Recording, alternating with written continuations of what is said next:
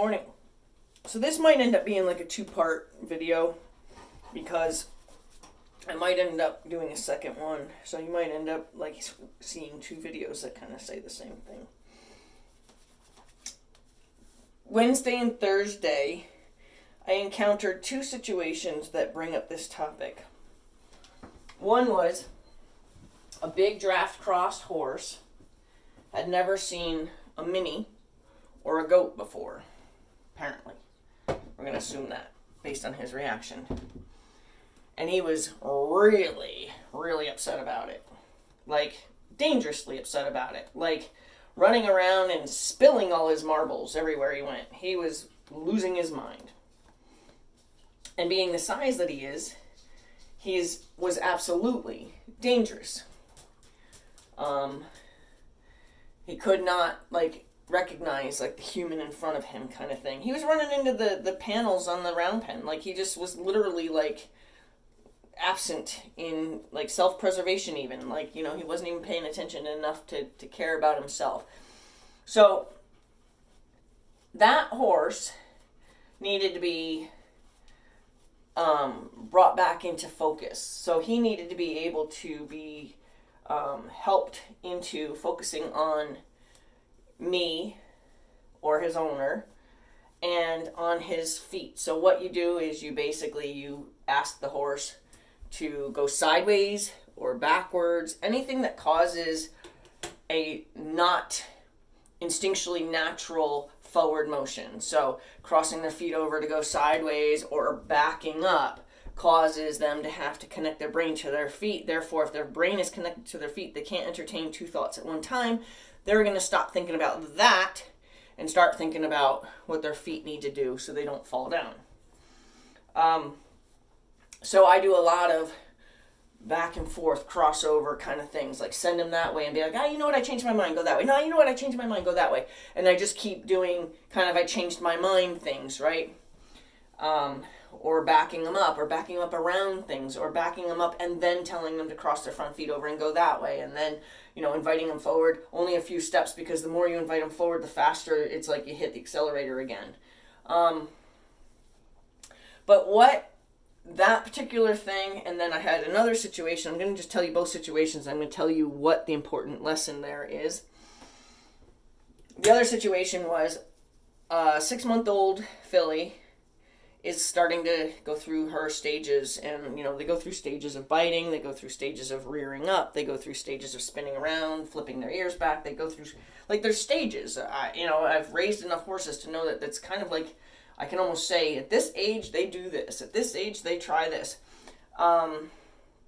So, in my presence, it was the very first time she ever tried to rear up at the owner. And not only did she try to rear up, she actually, came from a distance and, charged at her with a then rearing up behavior when she reached her. So this is not good, and it's scary, and there's a young owner as well. So we need to figure out a way to teach this little horse that this is not okay, right? So again, there's a making them think about their feet kind of thing. In that kind of situation, it's really more about making that wrong answer a little difficult by making them think about their feet in a very rapid, oh my God, kind of punishing way. And what I do in a case like that is when a horse rears up, I chase them backwards. Okay? I make them really afraid to not have their front feet under their 100% grounded control by making them go backwards. If you have to run backwards and your front feet are so busy being off the ground, there's a really good chance you're going to fall down, right? And I'm not going to lie, I've made more than one horse fall down because it decided it was going to keep rearing up at me, and I chased it backwards. It's lost its hind footing and it fell down. I'm going to say I probably made at least 3 horses fall down in my career. And I will continue to do it if it's necessary. So, this horse, kind of was getting a little sassy with the owner again while we were working with her. and I had to kind of intervene. And while I was intervening, the horse, acted this way towards me, or, tried this out with me. And I had an opportunity to kind of let her know that this was not going to be behavior that was going to be acceptable. She's a baby. She doesn't know what's right and wrong. She doesn't know the rules. She doesn't know etiquette. She doesn't know how to behave. She doesn't know she's doing anything wrong. So it's my job to tell her what the rules are. So what my point here is with both horses is, so I had to kind of chase her backwards. I had to ask her to go backwards with my my authority, I guess you could say. Now, it's not the correction. The correction was the, pushing her backwards. That wasn't the correction. It was like, it was the correction, but the part that she was supposed to understand was the pause. My pause was to let her go, wow, hey, that didn't work out for me. And then that pause was between us, giving her that moment to have that thought. Like, that really wasn't that much fun. That didn't really work out for me. And then to say, now let's try again.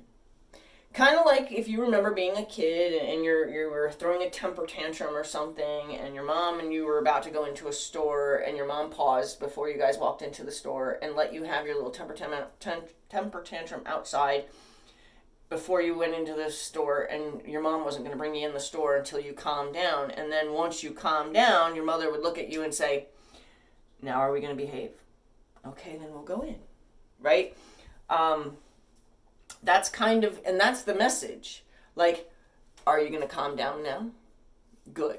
Now we can proceed. My lesson to the horse is, I'm giving you a second chance. I'm giving you another chance to handle this differently. Do you want to try? If she had come charging back, had jumped back up, I would have chased her back again and said, and then had that pause. The pause is the part that's important. The pause is, ah! And then give her a chance to think about that. Now let's try this again. Right? It's the pause and the now let's try this again is the actual lesson the horse is getting, if you do it right. And what that does is that helps them believe that they're welcome to participate when they behave. They're welcome to participate when they have a sense of calm over them versus that explosive energy. They're welcome to be a part of what you're doing when they're calm. And that is the message that should be, that's the lesson that the horse should be getting. Now the same thing with the horse that's freaking out over something. Once they lower their head and kind of, I don't want to say concede, but kind of say, okay, this is really tiring. That's their pause. This is really tiring. I don't want to keep thinking about where my feet are. And when they kind of ask, can you give me a break? You're going to give them a split second break only because those kind of things can get revved right back up. So you want to give them that split second break and be like, okay, now let's try to do something together. Again, it's the pause, and then it's the invitation to participate again in their calm. That's the lesson they're supposed to be getting. It's not the, go this way, no, go this way, go this way, no, go this way, back up, no, go this. That's not the lesson at all. That is just trying to, say all that stuff that's outside you, that's freaking you out, you better just start thinking about yourself because you're going to trip over your own feet. If you don't, that's just to spaz the situation out so much that brings them into themselves again and takes all those outer environmental influences away because they better focus on them. And once they're back to focusing on them, the lesson is, now that I have you back, let's do something. That's the lesson. Just like the little filly, you almost want them to feel like, how dare you do that to me? Get back, and then be like, now would you like to try this again? You can provide them with an environment that says, your calm thinking brain is welcome to participate in what I'm doing. When you're acting like this, you're not only going to either get away from me, but you're going to get away from me in a way that could be potentially scary. You're going to trip over your own feet if I influence you to. And when you decide that that's not fun, I'm here to help you along when you're ready. That's the lesson the horse will get.